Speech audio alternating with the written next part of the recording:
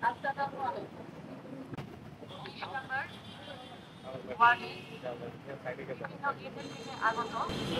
সমস্ত অঙ্গ সংগঠনের যারা আছো স্থানীয় সকলেই আমার ছোট ভাই তুল্য, তোমাদের সবাইকে স্নেহ এবং এই মঞ্চের এই সারিতে আমার সাথে যারা বসে আছে তারা প্রত্যেকটা মানুষই আমার ভীষণ আবেগের, ভীষণ শ্রদ্ধেয়। আমার মোশাররফ ভাই, আমার দুলাল ভাই, আমার আসলাম ভাই, আমার কোনো ভাই, এরা আমার বাবার সময় সহযোদ্ধা ছিল। আজকে আমি তাদের সাথে তাদের কাতারে বসতে পেরে নিজেকে ধন্য মনে করছি। আসলে দলীয় পদ পদবি আমি এখন কিছু বললাম না, এটা আগামীতে আমি অবশ্যই বলবো, কারণ আমি কোনো ভুল ত্রুটি করতে চাই না।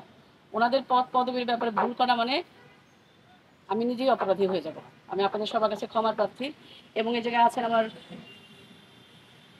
আমি আজকে খুব একটু ইমোশনাল মানুষ তো, আপনাদের মকবুল মাস্টারের মেয়ে, মানে আপনাদের কাছে আসা মানে আমি মকবুল মাস্টারের সাথে নিয়ে আসছি আর কি। যে আমি আমার বাবাকে সহযোদ্ধা হিসেবে পাই নাই, আমি যে আপনাদের সাথে কাজ করার সুযোগ পেয়েছি আপনাদের জন্য কি জানি না, আবার আমার জন্য এটা খুব গর্বের, এটা আমার জন্য একটা সৌভাগ্যের বিষয়। আমি বাংলাদেশ মহিলা আওয়ামী লীগের কেন্দ্র কমিটির সাংগঠনিক, এটা বলতে আমি যত না গর্ববোধ করি তার থেকে বেশি গর্ববোধ করি আমি 20 নম্বর ওয়ার্ডের আপনাদের মকবুল স্যারের মেয়ে।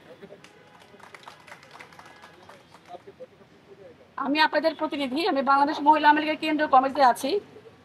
যখন আমার মনে হয় যে আমি মকবুল স্যারের প্রতিনিধিত্ব করতেছি এবং তার মাধ্যমে আপনাদের প্রতিনিধিত্ব করতেছি, তখন আমি আসলে নিজের সততার জায়গা, নিজের বিশ্বাসের জায়গা, আমি খেয়ে যত না বলিষ্ঠ তার থেকে আপনাদের অনুপ্রেরণায় আমাকে আরো বলিষ্ঠতা দান করেছে।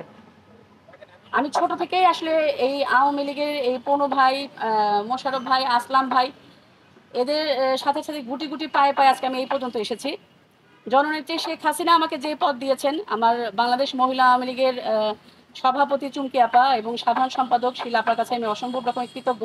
তারা আমাকে কাজ করার সুযোগ দিয়েছেন এবং আপনারা সবাই শুনে কিছুটা হলেও একটু গর্বিত হতে পারবেন আমাকে নিয়ে, যে জননেত্রী শেখ হাসিনা আমাকে দলের পক্ষ থেকে চায়না যাওয়ার সুযোগ করে দিয়েছেন। আমি এই কথাগুলো বলার আজকে অর্থ হলো এইটাই যে আমি জন্মসূত্রে আওয়ামী লীগান, এটা আমার গর্ব, বাট আমি আজকে দলের কাছে দায়বদ্ধ। দল যখন আমাকে এরকম একটা পদে অধিষ্ঠিত করেছেন এবং আমাকে বিশ্বাসী মনে করে চায়না পর্যন্ত পাঠিয়েছেন, দলকে আমার দেবার অনেক কিছু আছে, এটা আমার দায়বদ্ধতার জায়গা, দলের কাছে আমি দায়বদ্ধ। এবং সেই জায়গা থেকে কিন্তু আজকে আমি আপনাদের সাথে সামিল হয়েছি বাংলাদেশ মহিলা আওয়ামী লীগের পক্ষ থেকে।